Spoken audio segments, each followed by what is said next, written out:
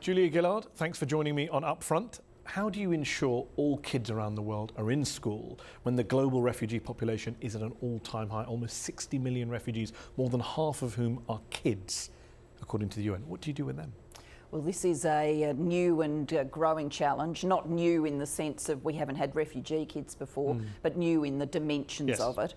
Fully 50% of what we do is in fragile and conflict-affected countries, so we do know how to work a development model that gets kids into school, but we also need to add different ways of working when children are first displaced. I'm thinking of the Syrian children who have fled into Lebanon and Jordan and Turkey, and what more the world can do in those sorts of circumstances to make sure kids are educated. But not just the world.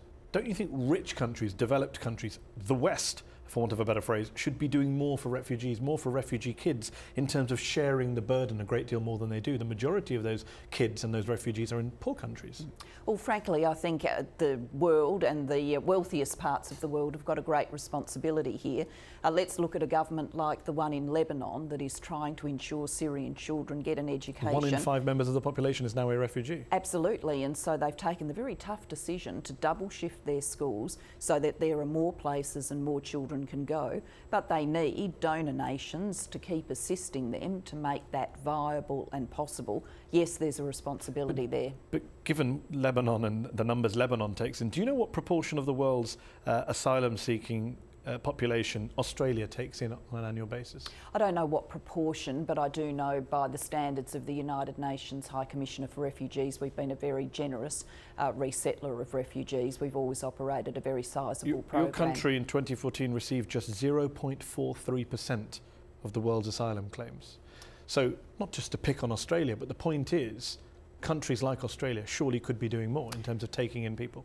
Yes, and the current government has indicated that it will up the quota, particularly for Syrian refugees, so that there are more places available. And my own political party, which is currently in opposition, certainly was first out there advocating a great deal of generosity and increased places.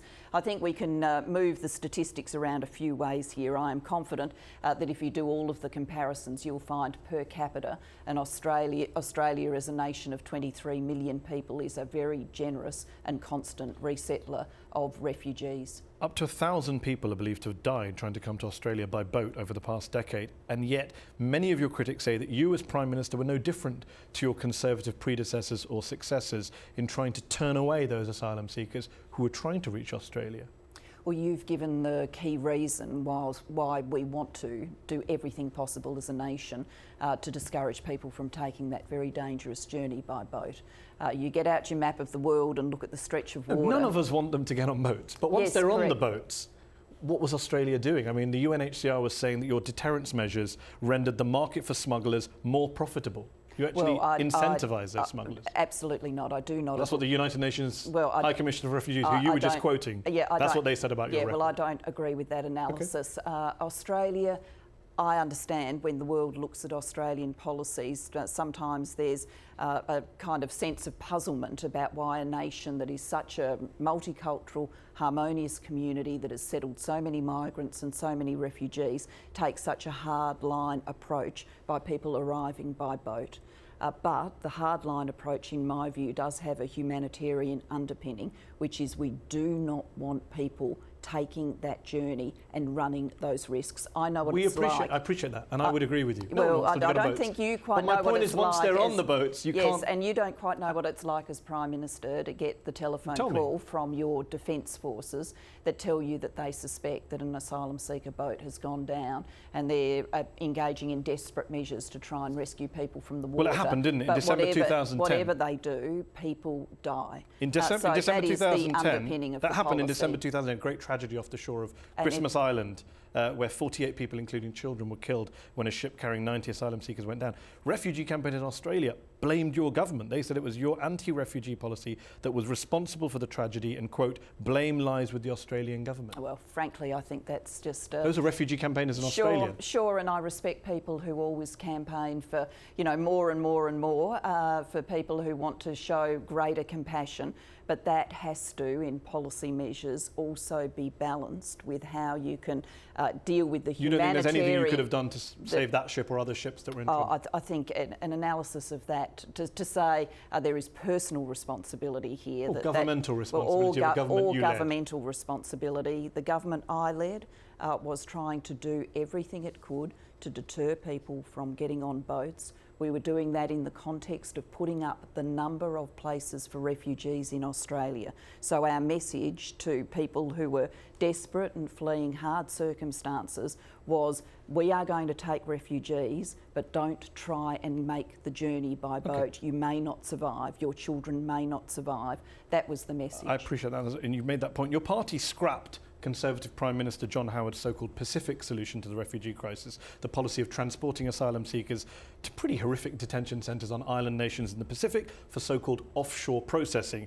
But once you became Prime Minister, you reversed that decision. You reopened those detention facilities on Manus Island and on Nauru, despite having once called them costly, unsustainable and wrong as a matter of principle. And when you see a transnational crime like people smuggling, and what we're talking about with the syndicates that operate out of Indonesia in particular, this is a business in which people are making a lot of money. And Agreed. Like other transnational crimes, whether it's trying to move people for the purpose of sex slavery or whether it's trying to move guns or drugs, the way in which the criminals pursue this changes over time. And so we agree the criminals and the trafficking is wrong, but you said the centres were wrong, the offshore processing was wrong. And so do government strategies have to deal with the reality of contemporary Something that's morally wrong doesn't start being morally right because of a change in political circumstances. It's not a change. You called it morally wrong. You called it wrong as a matter of principle. You use the words political circumstances. That's not what I'm talking about. But how did something that was wrong as a matter of principle become right as a matter of principle? I'm talking about the factual circumstances I faced where we were seeing increasing numbers and consequently increasing people taking the risk and responding to that contemporary reality. We had a policy that I wanted to pursue, which was a cooperative arrangement with Malaysia. I was blocked by the Parliament from doing that. And a High Court said it was illegal as well, I believe. I operated in a minority government and we could very well have legislated that as a solution. We weren't able to do that in the political circumstances of who had the numbers where in the House of Representatives and the Senate. Amnesty said asylum seekers on Nauru were subjected to toxic and inhumane conditions with human rights completely sidelined. The UN Human Rights Committee found that Australia, on your watch, had breached the International Convention on Civil and Political Rights by detaining refugees arbitrarily and indefinitely. Well, that's pretty strong stuff. And I would dispute a number of those things. So Amnesty's wrong, the UN Human Rights Committee's wrong. We're talking about past history. The current government has its own sets of policies. I'm not asking about the current government, I'm asking about your government. Yes, and I'm happy to answer it, but really, so were they toxic conditions? Realistically, we're talking about past history where I understand people will debate. They do within my own country and they do globally, and let's look at what's happening in Europe now and some of the debates and Europe has its own problems indeed. About what are the best but the reason I'm asking is because set of policies. Agreed. But if I can finish my sentence, what are the best set of policies? We took a set of decisions in a very difficult time Agreed. when we were seeing increasing numbers and we were worried about deaths.